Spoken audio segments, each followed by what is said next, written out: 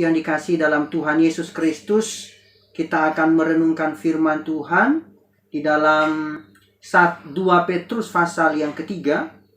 2 Petrus pasal yang ketiga ayat 17 sampai dengan ayat 18. 2 Petrus pasal yang ketiga ayat 17 sampai dengan ayat 18 firman Tuhan. Tetapi kamu, saudara-saudaraku yang kekasih, kamu telah mengetahui hal ini sebelumnya.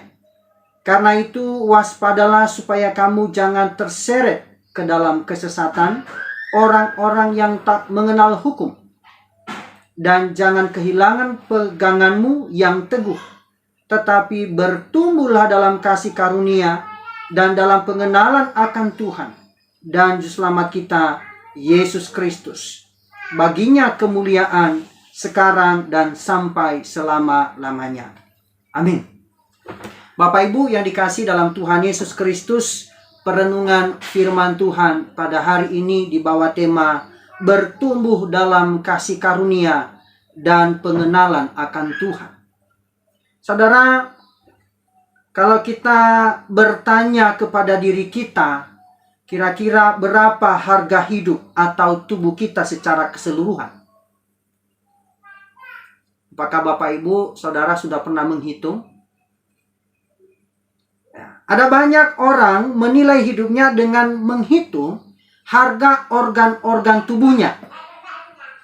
Ya, beberapa waktu yang lalu dihebohkan dengan pemberitaan fenomena penjualan organ-organ tubuh manusia. Ini saya baca dalam artikel yang diterbitkan oleh CNBC Indonesia dalam topik fenomena jual organ. Hati itu bernilai 14 miliar dan ginjal itu 2,5 miliar. Ini diunggah pada 17 November tahun 2020. Memang sudah agak lewat, tapi ini masih menjadi perbincangan. Berdasarkan penelusuran harga tertinggi di organ tubuh manusia di pasar gelap jatuh kepada paru-paru. Saat ini manusia sedang bergumul dengan paru-parunya dengan corona. Harga paru-paru diperkirakan berkisar 300.000 US dollar atau mencapai 4,2 miliar. Ini baru paru-paru. Sementara yang lain pada posisi kedua adalah ginjal. Dan ginjal diberikan harga 2,8 miliar atau setara dengan 200.000 US dollar.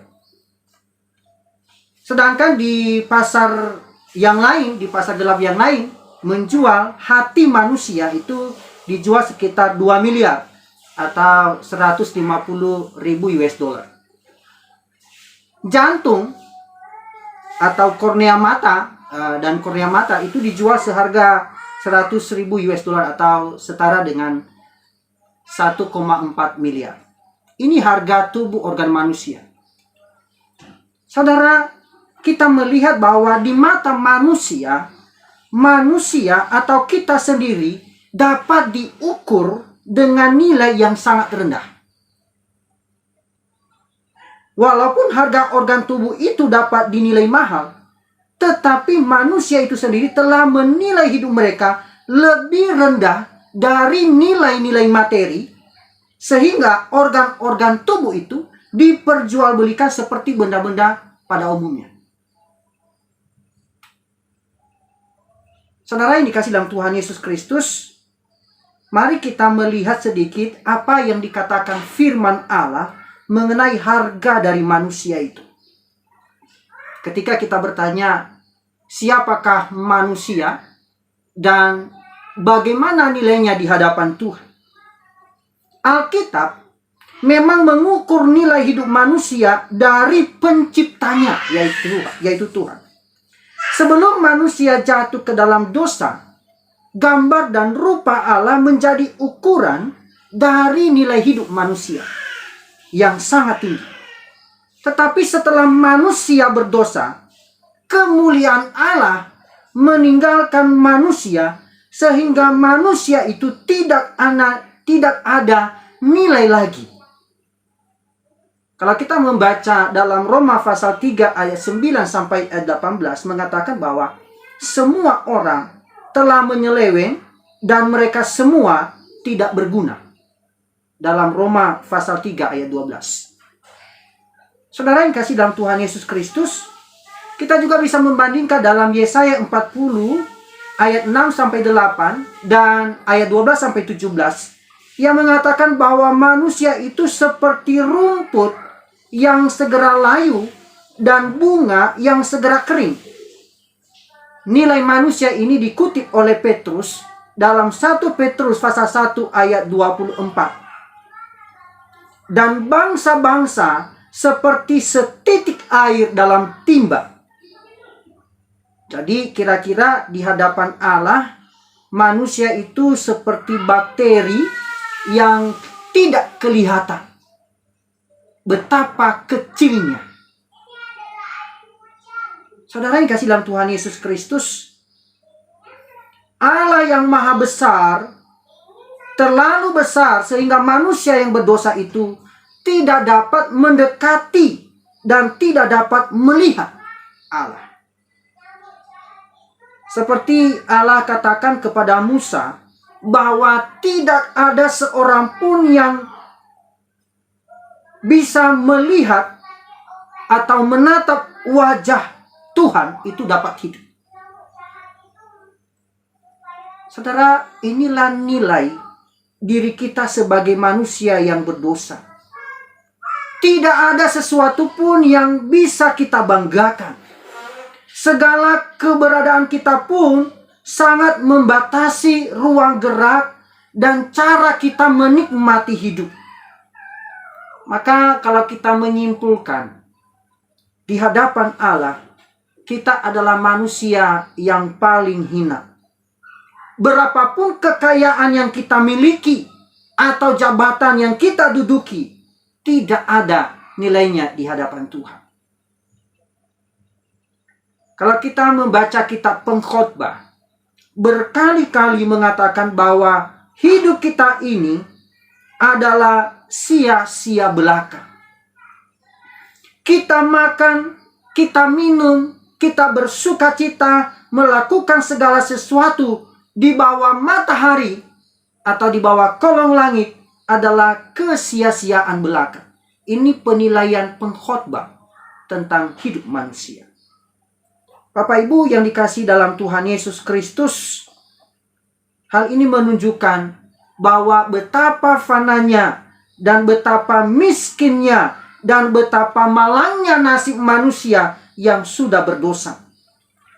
Ia hidup dibatasi oleh ruang, oleh waktu, oleh umur, bahkan sakit penyakit, bahkan persoalan hidup, bahkan juga kematian. Inilah yang membatasi hidup manusia. Jadi mari kita menaruh ini, merenungkan ini. Kita bisa menyimpulkan untuk diri kita. Apakah diri kita, berapakah nilai kita, siapakah diri kita di hadapan Allah. Bapak Ibu yang dikasihi dalam Tuhan Yesus Kristus, kita bersyukur kepada Tuhan karena Tuhan kita Yesus Kristus sangat mengasihi kita. Dalam Yohanes 3:16 mengatakan bahwa keberadaan kita yang sangat hina dan miskin itu telah mendapatkan belas kasihan dari Allah. Ia mengasihi kita dan mengingat kita bukan karena kita orang yang kuat, bukan karena kita orang yang berjasa, bukan karena kita orang yang cantik, gagah, atau punya kekayaan. Tetapi Dia datang untuk menebus kita dari segala dosa kita dengan darah-Nya yang kudus. Saudara-saudara yang dikasihi dalam Tuhan Yesus Kristus, dengan penderitaannya di atas kayu salib, dosa kita ditanggung. Hukuman yang harus ditimpakan kepada kita, Dia gantikan. Kita didamaikan dengan Allah oleh darah salib Kristus. Maka nilai hidup kita yang rendah, yang hina ini, telah mendapatkan anugerah dari Tuhan dan memiliki harga nilai yang mulia dengan nilai dari darah salib Kristus. Itulah yang menempatkan kita kepada posisi yang semula di hadapan Tuhan. Saudara-saudara yang dikasihi dalam Tuhan Yesus Kristus, apabila Allah melihat kita, orang yang percaya kepada Yesus, maka yang Dia lihat bukan kita yang berdosa, tetapi Ia melihat anak Allah, yaitu darah anaknya yang mahal harganya. Dalam 1 Petrus pasal 1 ayat 18 sampai 25 mengatakan bahwa nilai dari darah Kristus yang menebus kita manusia berdosa seperti bunga rumput itu telah menjadi manusia yang bernilai kekal. Yang tadinya hidup kita ini sudah dibatasi oleh kematian secara fisik, tetapi kita punya jaminan hidup yang kekal di dalam Kristus. Maka tidaklah heran apa yang dikatakan dan diminta oleh Rasul Petrus dalam 2 Petrus pasal 3 ayat 18. Firman Tuhan berkata, agar kita semua yang menerima penebusan darah Kristus bertumbuh atau hidup dalam kasih karunia mengenal Allah dan memberikan kemuliaan kepadanya. Saudara yang dikasihi dalam Tuhan Yesus Kristus, dikatakan bahwa untuk bertumbuh kita butuh kasih karunia, butuh pertolongan, butuh kekuatan. Bertumbuh adalah belajar mengerti apa yang Tuhan kehendaki. Belajar mengenal apa yang Tuhan inginkan dari kita yang adalah anak-anaknya. Dan belajar untuk menaklukkan diri dalam pimpinan Tuhan. Boleh kita katakan bahwa inti bertumbuh di sini adalah berpusatkan kepada Tuhan Yesus dan mengenal Dia lebih sungguh-sungguh lagi. Bertumbuh adalah aktivitas, aktif, produktif, ya, dinamis, terus bergerak, semakin dekat dengan Tuhan, semakin mengenal Dia secara pribadi. Ini adalah bertumbuh yang dimaksud dalam firman Tuhan ini. Ketika seseorang tidak bertumbuh, maka kemungkinan besar dia sangat mudah dipengaruhi dan disesatkan. Bapak Ibu yang dikasihi dalam Tuhan Yesus Kristus, mari kita merenungkan apa yang dikehendaki Allah bagi kita yang sudah menyadari siapa diri kita di hadapan Tuhan dan siapakah Allah yang maha besar, yang maha kasih itu, sehingga Dia sendiri yang berinisiatif dan rela menyerahkan dirinya untuk menyelamatkan kita dari dosa-dosa dan mengangkat kita kembali dengan nilai hidup yang ada di hadapan. Bapak Ibu yang dikasihi dalam Tuhan Yesus Kristus, yang pertama kita renungkan adalah bertumbuh dalam kasih karunia. Ayat 18, tetapi bertumbuhlah kamu dalam kasih karunia. Bertumbuh dalam kasih karunia adalah satu wujud dari sikap yang menyadari siapakah kita, siapakah saya di hadapan Tuhan. Dalam surat 1 Petrus ini, 2 Petrus, 1 dan 2 Petrus, Petrus berusaha mengingatkan kita bahwa setiap kita harus bertumbuh dalam anugerah Tuhan. Bertumbuh dalam anugerahnya adalah satu proses kehidupan yang dijalani oleh tiap-tiap orang untuk mengakui keberadaan siapakah Allah itu di dalam hidup kita. Dan ini juga merupakan wujud kasih karunia, yaitu rasa syukur dan ucapan terima kasih kepada Allah bahwa tanpa Kristus, maka saudara dan saya sama seperti sampah yang tidak berguna. Tidak ada yang kita banggakan dari diri kita. Maka kalau kita hidup dalam anugerahnya, semua yang kita miliki adalah anugerah. Kita bisa tidur, kita bisa bangun, kita bisa makan, bahkan hidup, berkarya, juga bertumbuh. Itu semua karena anugerah Tuhan. Bapak Ibu yang dikasihi dalam Tuhan Yesus Kristus, kita telah menerima nilai dari yang tidak ada menjadi ada. Dan yang sudah ada dalam kehidupan kita, kita tetap mempertahankannya dan memeliharanya di dalam anugerah Tuhan.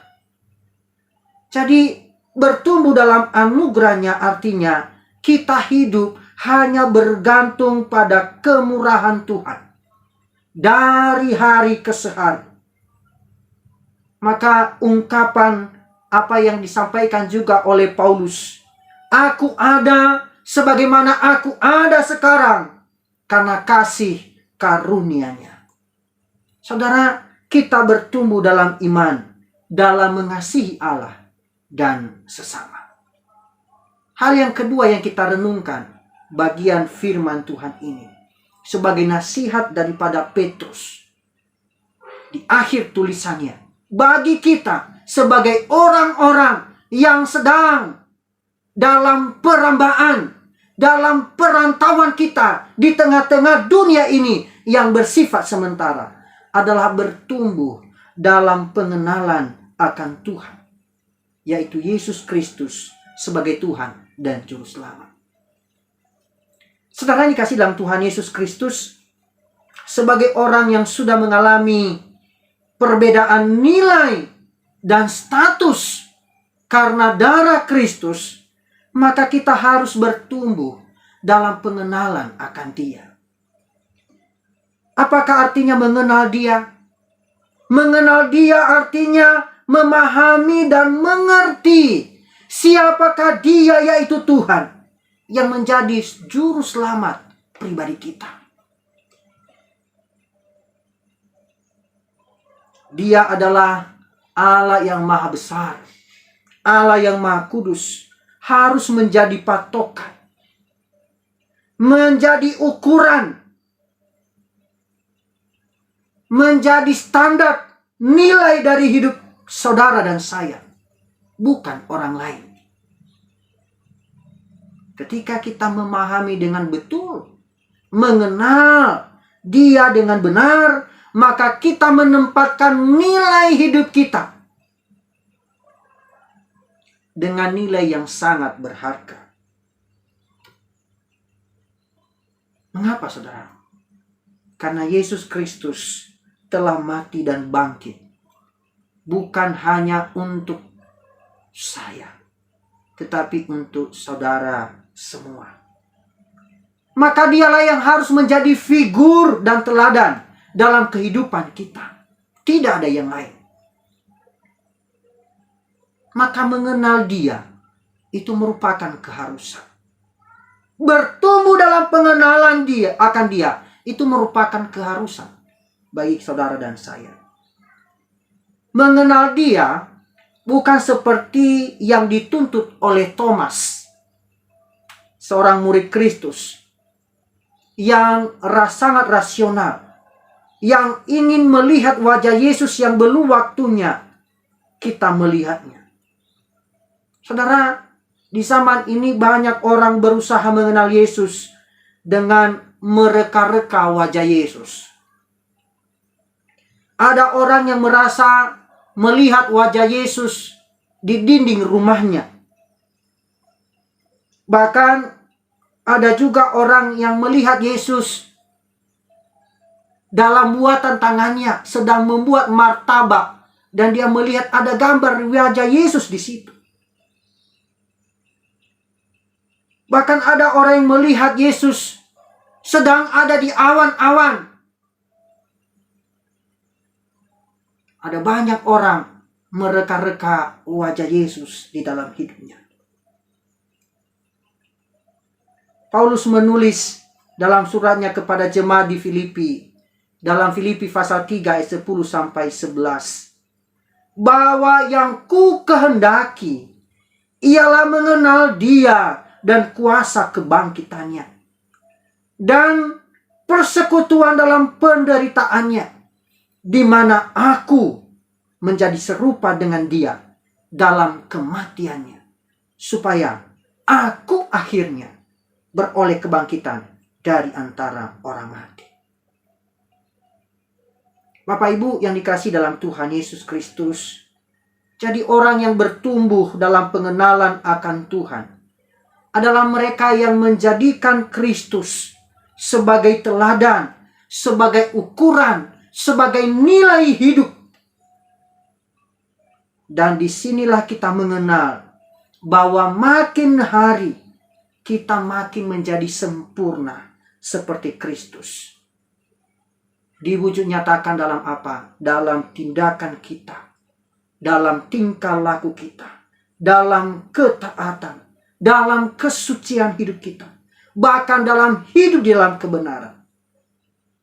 Makin hari tentu kita ingin dan makin mengasihi Dia dan hidup lebih berkenan kepadanya. Dalam pendalaman Alkitab di Youth Service tentang buah roh, ada 3 hal yang sudah kita renungkan berkaitan hubungan kita dengan Tuhan. Bahwa kita harus hidup di dalam kasih, dalam sukacita dan damai sejahtera. Dan itu merupakan landasan dasar kita untuk bertumbuh dan hidup berkenan di hati Tuhan. Maka bagian yang terakhir, setiap kita yang sudah menyadari kita harus bertumbuh dalam kasih karunia, harus bertumbuh dalam pengenalan akan Tuhan, maka tujuan hidup kita adalah hanya untuk memuliakan Tuhan. Tujuan hidup kita tidak ada lain, adalah memberikan segala kemuliaan hanya bagi Dia sampai selama-lamanya. Tidak ada yang lain. Setelah kita menyadari diri kita, siapakah kita, dan kita mengenal siapakah Dia yang telah melimpahkan belas kasihan kepada kita, maka patutlah kita memberikan segala pujian, ucapan syukur, penyembahan hanya kepada Tuhan sampai akhir hidup kita, bahkan sampai selama-lamanya. Saudara, di sini kita menempatkan keberadaan Allah pada tempat yang sewajarnya. Kita tidak menilai Allah yang penuh kasih itu dengan perasaan dan hati kita yang terbatas, bahkan sering keliru. Tapi kita bisa menempatkan dan menilai Dia sebagaimana Dia yang adalah Allah, Dia yang ada. Dan Allah itu bukanlah Allah yang diciptakan seperti Allah-Allah lain, atau Allah-Allah bangsa yang tidak mengenal Tuhan. Allah yang kita pahami tidak boleh diukur dengan kehadirannya dan kekuasaan dengan wujud materi yang kita nikmati tiap-tiap saat. Kita tidak bisa mengukur dengan itu. Pada zaman ini sungguh harus semua dalam konsep pemahaman pengertian yang masuk akal, yang penuh dengan nilai-nilai materi. Maka semua diukur dengan konsep berpikir dan nilai materi yang dimiliki. Kalau kita mengukur kekuasaan dan kemahakuasaan Allah lewat wujud yang kita terima, maka pemahaman kita tentang Allah sangatlah terbatas. Bapak Ibu yang dikasihi dalam Tuhan Yesus Kristus, menganggap bahwa Allah yang Maha Kuasa ada di gedung-gedung besar, hidup menjadi kaya, punya segala-galanya, maka itu adalah cara menilai dan pengenalan Allah yang sangat dangkal.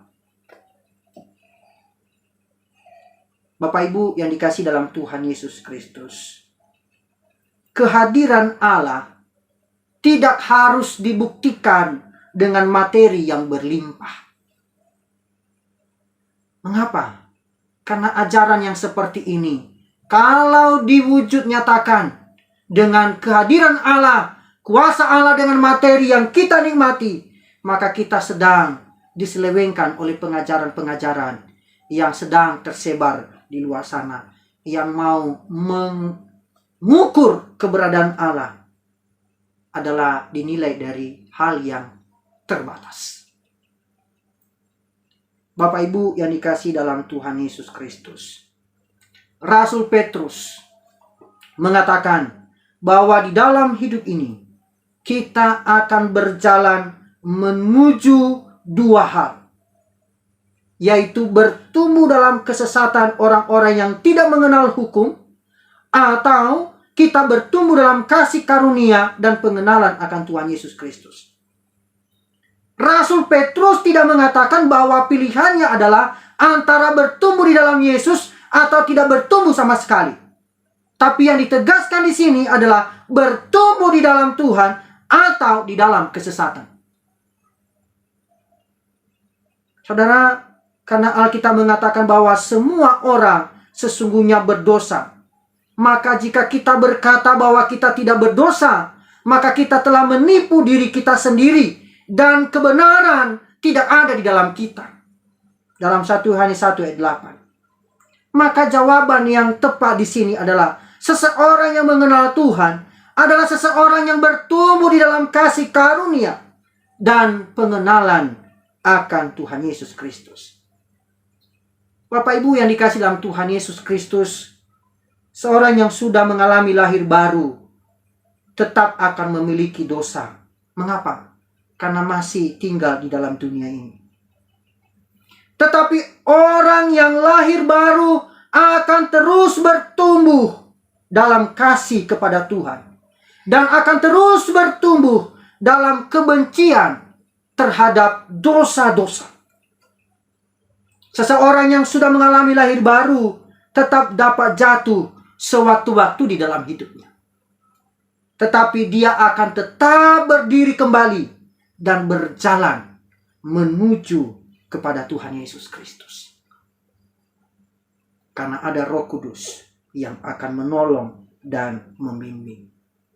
Maka pesan firman Tuhan pada hari ini, kita dapat belajar hal yang sangat penting, yaitu kita dapat mengatasi berbagai godaan, bukan dengan berusaha keras menggunakan kekuatan kita, tetapi melainkan dengan mengenal Tuhan Yesus lebih lagi dan lebih lagi.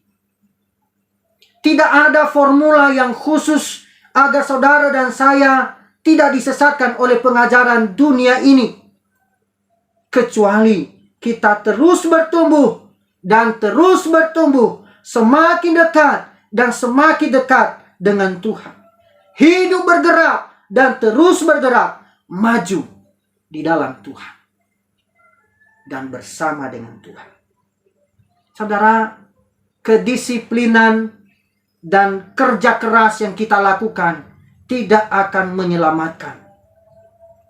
Keselamatan hanya kita temukan di dalam Dia yang sudah mengambil tempat posisi kita, yaitu di atas kayu salib itu. Mengapa? Karena kasih karunia-Nya adalah satu-satunya alasan untuk kita dapat mengalahkan semua tipu muslihat iblis, dan satu-satunya juga alasan untuk kita dapat diselamatkan dari hukuman dosa. Maka perenungan kita pada pagi hari ini menguatkan kita bersama bahwa kita diingatkan supaya kita harus terus bertumbuh dalam kasih karunia dan pengenalan akan Tuhan.